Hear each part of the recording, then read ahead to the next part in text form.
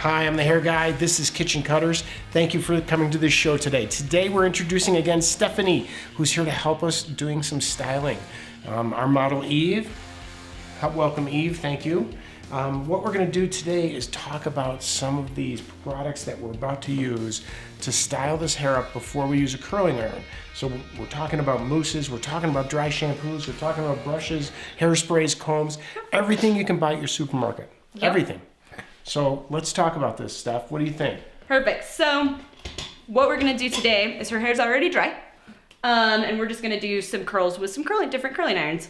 So she's got super shiny, healthy, gorgeous hair that moderately holds curl. Not perfect, but it will hold. So you want to gauge on the hair type exactly what product you're going to use. If you've got naturally really curly hair, you're probably going to want more of a balm or a serum to keep it smoother.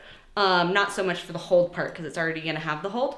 For her hair, we're going to want a little bit more hold for us. So to start, we'll just use, this is a foam. So anything that's like going to add texture to the hair, but not give it too much weight is a good thing. And same thing, I'm just going to rub it all around so we don't clump it up. And we're just going to lightly kind of go through her ends. Not so much to the scalp because we're not going to make her Shirley Temple.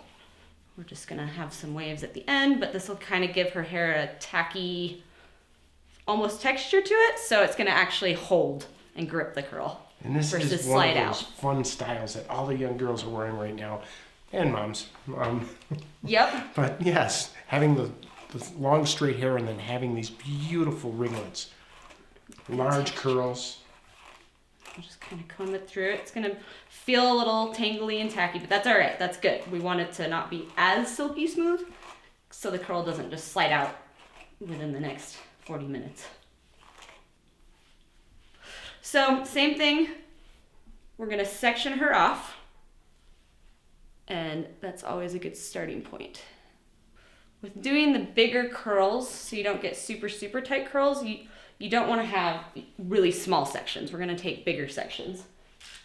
You can actually get this done pretty fast, which is nice. All right, so we've got her all sectioned off now. So I've got two different irons heated up right now over here. They're going to both achieve different types of curls. So it depends on the look you want.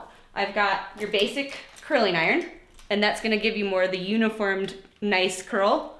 And then we've got one of these lovely wands that everyone likes to use now. The dome shape's going to give it more of a textured wave versus a uniformed curl.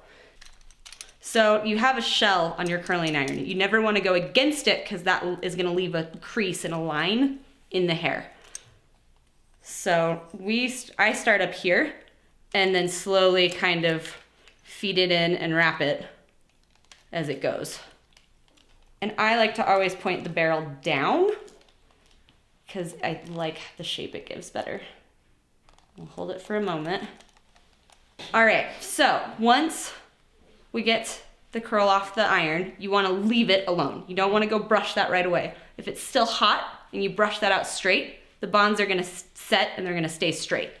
So especially if you don't hold curl well, you want to leave it alone for a little bit and let it set.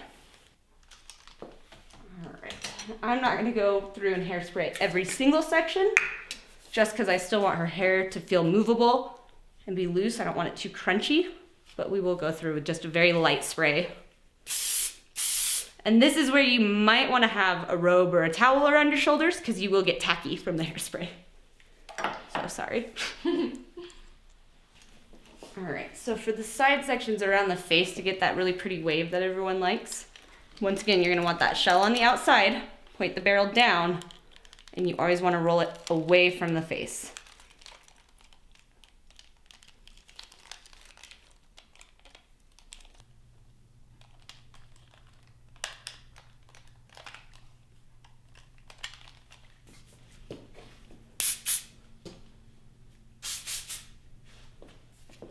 So you can see how pretty and uniformed it makes each curl all the way around. Now we are going to try out the wand so you guys can see at home the difference it kind of does. gives it a little bit more of a textured curl than the perfectly uniformed curl.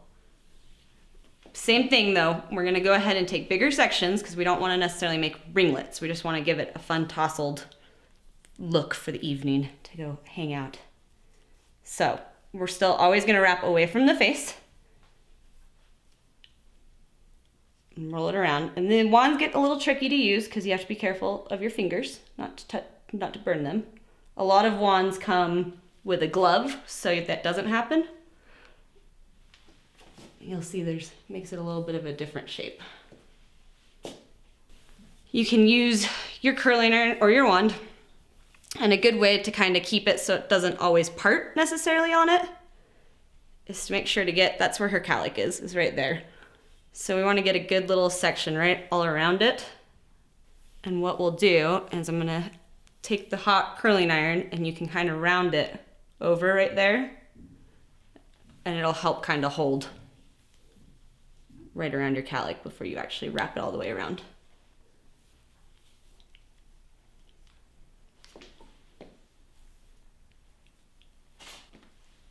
And as you can see, it makes a different shape than the curling iron. It's a little bit more kinky and textured and fun, more like natural curly hair a little bit. And then if you really want, you can alternate. Do one row of curl with the curling iron and then one row with the wand and get fun pieces.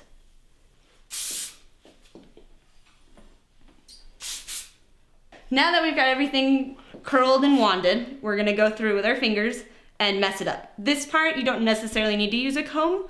If you have curlier hair and it holds curl better, then sometimes a comb is nice because it'll help kind of relax it a little bit. I don't want her to lose the curl, so we're just gonna use my hands.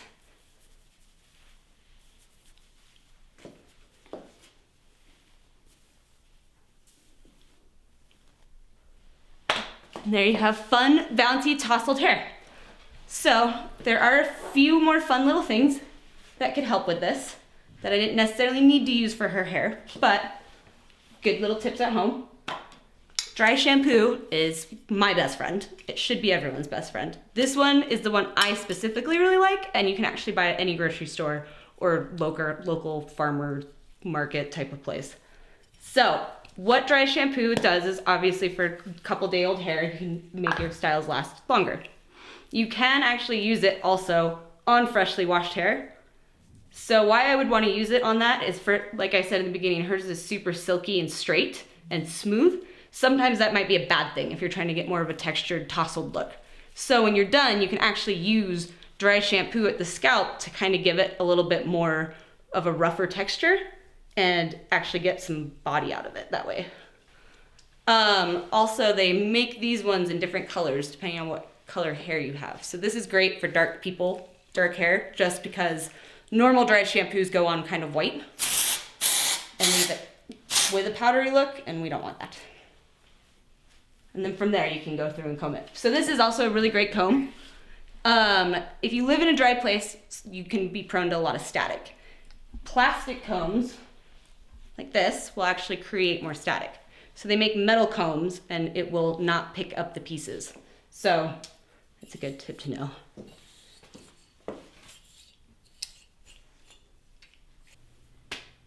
And you're ready for a night out.